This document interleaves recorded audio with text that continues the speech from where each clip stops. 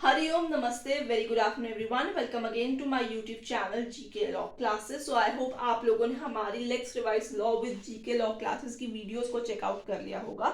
जिसने नहीं किया आज जाके उस वीडियो को चेकआउट कर सकते हैं. तो आइए बात करते हैं अब आज एक नए टॉपिक के रिगार्डिंग जो आपको ऑलरेडी जो है हमारे कैप्शन में से पता चल ही गया होगा वीडियो के.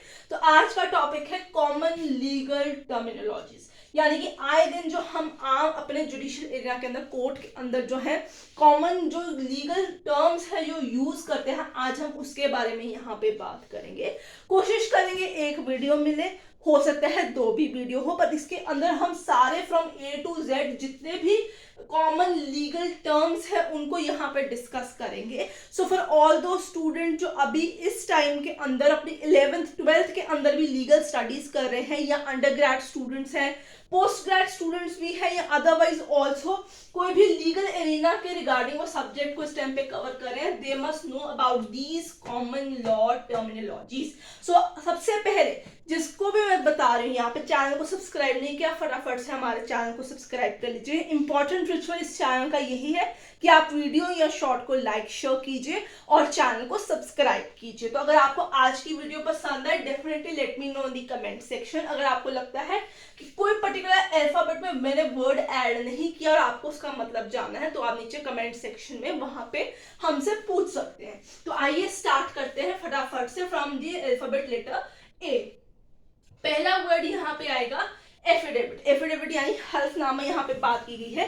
एक रिटन स्टेटमेंट बेसिकली जिसके ऊपर आप जो है अपनी गवाही देते हैं, अपनी ओथ पे रख के उसको देते हैं कि भाई मैं जो कह रहा हूँ वो सच कह रहा हूँ यहाँ पे.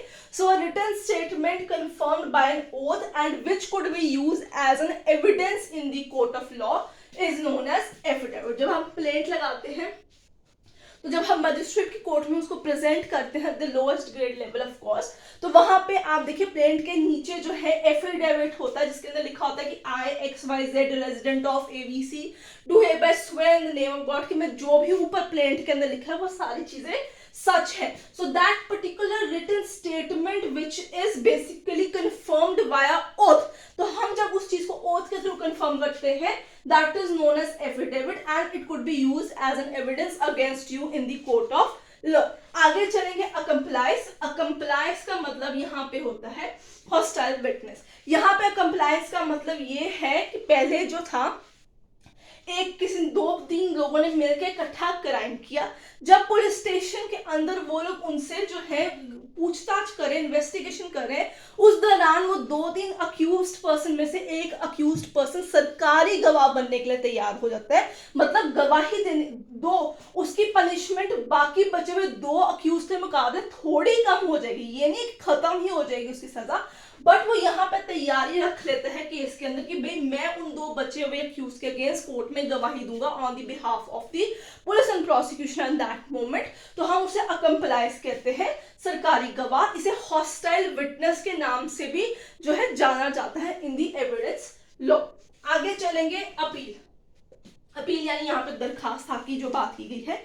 अपील का मतलब होता है एक लीगल प्रोसेस के थ्रू एक डॉक्यूमेंट सबमिट कराना into the higher court, asking them कि जो नीचे लोअर कोर्ट ने जजमेंट पास की है अगेंस्ट मी उसे रिकंसिडर रिव्यू किया जाए और फिर अकॉर्डिंगली जो है न्याय किया जाए. तो अपील है यहाँ पे कि उच्च न्यायालय के पास आप एक दरख्वास्त लगाते हैं कि निचली अदालत ने जो फैसला दिया है उसको दोबारा से रिव्यू किया जाए.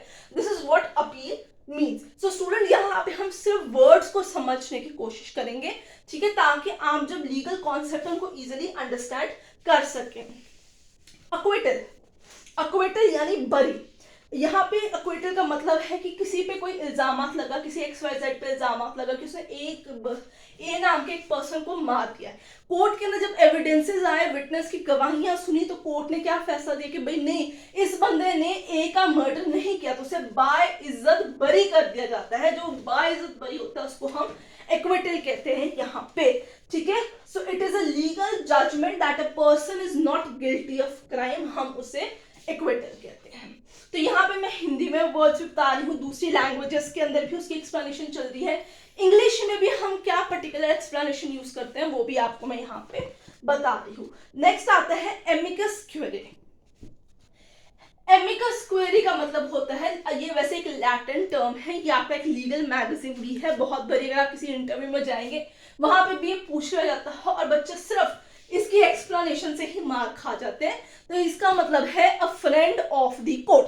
अब आप आम भाषा में समझेंगे तो आप कहेंगे कि अदालत का दोस्त। तो अब ये अदालत का दोस्त कैसे है? बेसिकली क्या होता है कि जब कोर्ट के अंदर कोई केस चल रहा होता है, यूजुअली आप इसे सुप्रीम कोर्ट के रेफरेंस में जरूर पढ़ेंगे, हमारे माननीय जो सबसे उच्च न्यायालय एपिक्स कोर्ट जो है इंडिया का, उसके कॉन्टेक्स्ट में आप इसे ज्यादा कंसिडर करते हैं। वहां पे क्या होता है कि जब कोई केस चल रहा होता है, सुप्रीम कोर्ट फील कि हमें किसी सीनियर एडवोकेट की भी इस मामले के अंदर जो है एक ओपिनियन की डिमांड है, उसकी क्या राय है जाना जरूरी है, क्योंकि उस पर्टिकुलर वकील को ज्यादा एक्सपीरियंस है, वो इस तरीके के केसेस को कंसिडर करता है, डील करता है, उससे देखे लोगों से बातचीत की हुई है, so they can appoint him as an amicus curiae in that particular case, ताकि वो कोर्ट की मदद कर सके प्रॉपरली न्याय करने में और जो सच का हकदार है उसकी पैरवी करने में। आगे चलेंगे, एडजुडिकेशन। अब एडजुडिकेशन का मतलब क्या होता है? ये वर्ड तो सबसे मतलब इंपॉर्टेंट रहेगा यहाँ पे। So the legal process of resolving dispute, उसको हम एडजुडिकेशन कहते हैं। कोर्ट में हम मसला ले जाते हैं, मसला सुलझाना जाते हैं, हम कहते हैं will see in the court. So that process of resolving your dispute is adjudication. तो यहाँ पे हो सकता है वर्ड्स मिलते जुलते भी हो, बट मतलब के हिसाब से, सिचुएशन के हिसाब से उनको यूटिलाइज किया जाता है। एक्टसरियस। अब आप लोगों को पता है कि जब हम कोई भी क्राइम कमिट होते हैं उसकी टू बॉडीज होती है, एक आपकी physical context of the committing the crime यानी एक्टसरियस, एक होता है आपका गिल्टी माइंड कि आपका intention to commit the crime है। दोनों चीजें मिल जाते हैं तो वो प्रॉपर एक क्राइम आपका कमिट हो जाता है। एक्टसरियस यहाँ पे लिखा नहीं हुआ मैंने,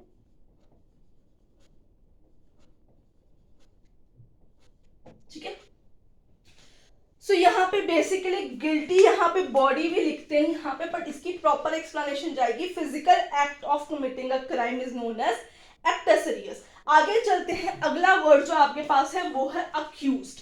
अब अक्यूज्ड और कन्विक्ट जो है वो दो अलग अलग पर्सनैलिटीज होती हैं, ठीक है। तो जब भी किसी पे कोई इल्जामात लगते हैं, ट्रायल स्टार्ट होता है, उस टाइम पे जब तक उसका दोष पूरी तरीके से साबित नहीं हो जाता, उसे सजा का प्रावधान नहीं सुना दिया जाता, उसे सजा नहीं दे दी जाती, तब तक हम उस ऑफेंडर को अक्यूज्ड कहते हैं। जब जो न्यायालय है उसको सजा सुना देती है, जब उस पर चार्जेस फ्रेम होकर उसे सजा मिल जाती है कि भाई 10-12 साल की इसको कैद हो गई है, तब वो जो है कन्विक्ट हो जाता है वहां पे।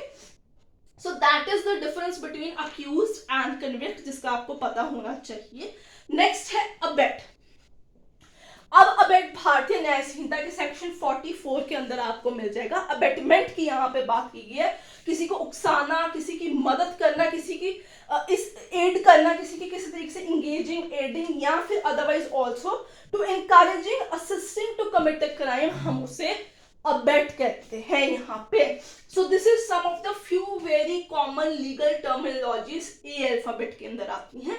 बी पे चलेंगे। बी पे पहला वर्ड आता है बेल, ठीक है। तो अब बेल का मतलब क्या होता है? बेल का मतलब होता है जमानत आम भाषा में, और temporary release of accused. So basically अगर कोई भी पर्सन 60 या 90 डेज ऑलरेडी जेल के अंदर है, ऑलरेडी हिरासत में लगा हुआ है, तो उसका एक राइट बन जाता है टू बेल, अगर उसे बहुत ही हीनियस और ग्रेव ऑफेंस ना किया हो। तो ये चीज आपको ध्यान में रखनी होगी। Breach of contract, contract law आ गया। ब्रीच ऑफ कॉन्ट्रैक्ट का मतलब है कॉन्ट्रैक्ट के टर्म्स एंड कंडीशंस की वायलेशन करना। तो जब दूसरी पार्टी जो है कोई भी terms and condition of contract को वायलेट करती है, कॉन्ट्रैक्ट को परफॉर्म नहीं करती, अपना पार्ट नहीं परफॉर्म करती, तो पहली पार्टी कह सकती है it is a breach of contract. आगे चलेंगे, अगला वर्ड है बेंच। बेंच यानी यहाँ पे न्यायालय की पीठ की बात की जा रही है, बेंच ऑफ द कोर्ट की बात की जा रही है। अगेन हम यहाँ पे उच्च न्यायालय जो हमारी है, supreme court of India, apex court of India, उसके कॉन्टेक्स्ट में इस वर्ड को हमेशा ही कंसिडर करते हैं, या हायर कोर्ट्स के कॉन्टेक्स्ट में, जिसमें कि जैसे कि बेंच हो गई, सिंगल जज bench, division bench, division bench यानी कि 2 जजेस का बेंच, फिर आपकी कॉन्स्टिट्यूशनल बेंच, फिर 5 जजेस बेंच, फिर जैसे केशवानंद भारती के सबसे बड़ी बेंच बैठी थी 13 जजेस की। तो बेंच यहाँ पे मतलब है पीठ। सीट्स ऑक्यूपाइड बाय जजेस in the court for delivering judgement is known as bench. आगे चलेंगे सी लेटर पे।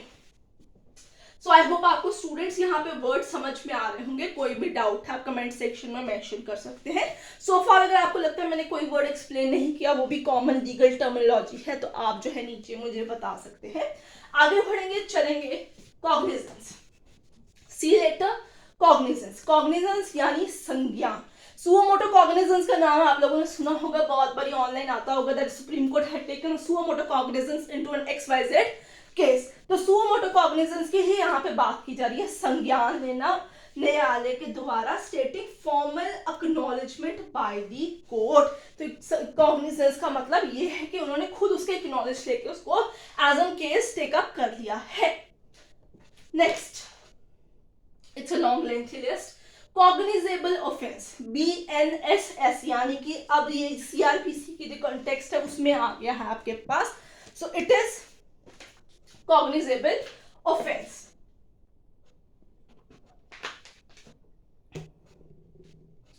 हाँ जी, तो कॉग्निजेबल ऑफेंस और नॉन कॉग्निजेबल ऑफेंस। अब इसके मैंने सजेस्टिव क्वेश्चंस में भी आपसे बात की थी कि ये सेबी के अंदर भी आ सकता है। कॉग्निजेबल ऑफेंस का मतलब होता है अरेस्ट विदाउट वारंट। ऐसे ऑफेंस जो सीरियस ग्रेव नेचर के ऑफेंसेस होते हैं, जिसमें जो पुलिस ऑफिसर्स हैं without warrant on the basis of an first information report accused को अरेस्ट कर सकते हैं और कोर्ट के सामने पेश कर सकते हैं। सो कॉग्निजेबल ऑफेंसेस वो ऑफेंसेस होते हैं जो आपके ग्रेव सीरियस ऑफेंसेस होते हैं। पनिशमेंट जो है मोस्टली 7 साल से ऊपर तक की ही होती है उन सजाओं के अंदर, जैसे मर्डर, ठीक है, डेकॉइटी आपकी, थेफ्ट ऑन द हाईवे हो गया आपका, देन आपका रेप के चार्जेस हो गए, ये सारी चीजें कॉग्निजेबल ऑफेंसेस में कैलकुलेट होती हैं। कंप्लेंट, अब कंप्लेंट शिकायत हो गई आप लोगों की। So complaint is a legal document outlining charges against the defendant. So वहां पे जो है डिफेंडेंट के अगेंस्ट जो आप कंप्लेंट दायर करते हैं, यहाँ पे उसकी बात की गई है। आगे चलेंगे, बात करेंगे कंपाउंडेबल ऑफेंसेस की, ठीक है स्टूडेंट्स।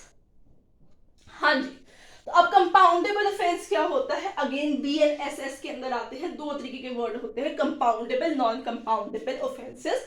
कंपाउंडेबल ऑफेंसेस वो होते हैं बेसिकली जिसके अंदर आप लोग जो है कॉम्प्रोमाइज कर सकते हैं विद द विक्टिम बेसिकली। तो यहाँ पे क्या होता है कि जहाँ पे आप सांठगांठ कर सकते हो कि भाई जो इस पार्टी ने केस किया उसके साथ आप जो है बैठ के सेटलमेंट कर सकते हो, उसे हम कंपाउंडेबल ऑफेंसेस कहते हैं, जिनकी सजा जो होती है बहुत ग्रेव सीरियस नेचर की नहीं होती है, ज्यादा सजा नहीं होती, मतलब 5 साल 7 साल उससे कम की सजाएं वाली ऑफेंसेस अगर अक्यूज ने किया तो वहां पर बैठ के वो विक्टिम के साथ सेटलमेंट कर सकता है।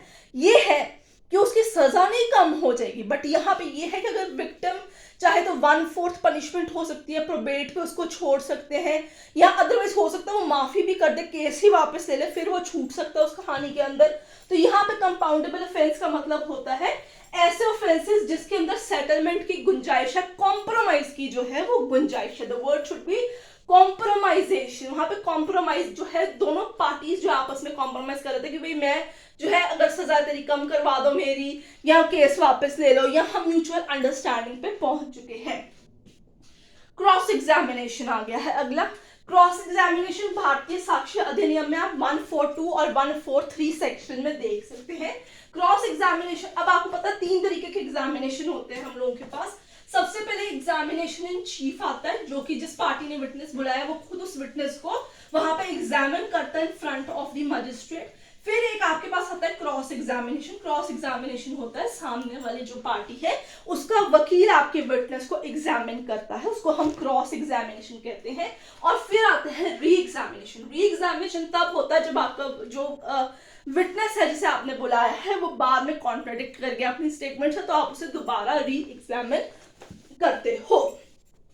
सी चलते हैं फटाफट से, 2-3 वर्ड्स और हैं।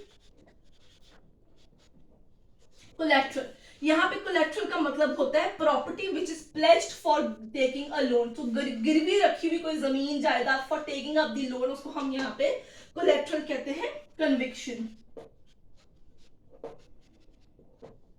कन्विक्शन का मतलब यहाँ पे क्या होता है कि कोर्ट जो है उसने अपना फैसला सुना दिया है, formal document by the court stating that someone is guilty of a criminal offence. जैसे मैंने अक्यूज्ड वर्सेस कन्विक्ट की आपको बात कही।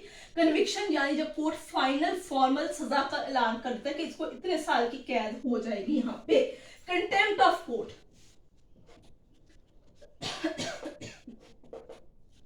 सी का आखिरी है कंटेम्प्ट ऑफ कोर्ट, यानी कोर्ट की अवमानना करना। यहाँ पे आप article number 215 from the supreme court provision consider कर सकते हैं for the constitution of India.